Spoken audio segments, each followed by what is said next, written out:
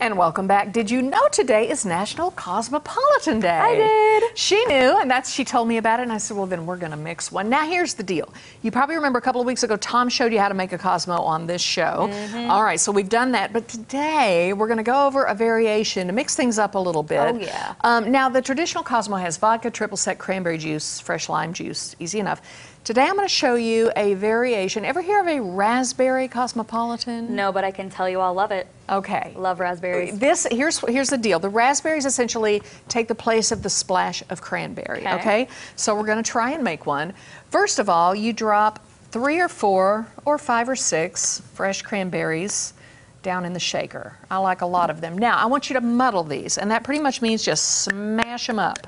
Get out some aggression. Just a little bit of aggression, yeah. And if you have a muddler, great. If you don't, use the end of a wooden spoon or a spatula. Like we do. Yeah, like we do. Don't worry about it. Now then, we're going to add about 1.5 ounces of vodka. And if you know anything about a jigger, typically a jigger is about 1.5 ounces. So one of these.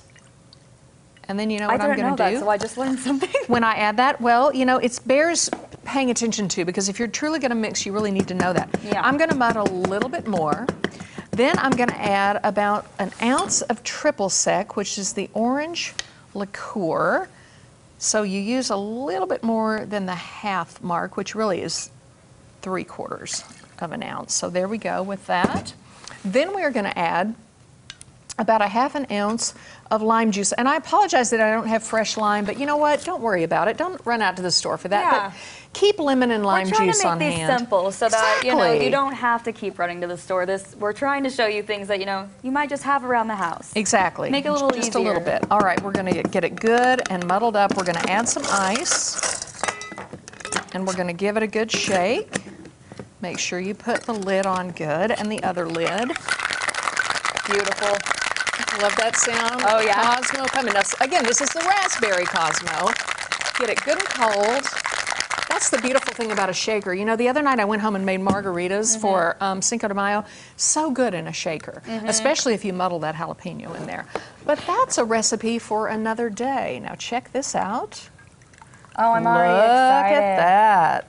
Look how pretty that is.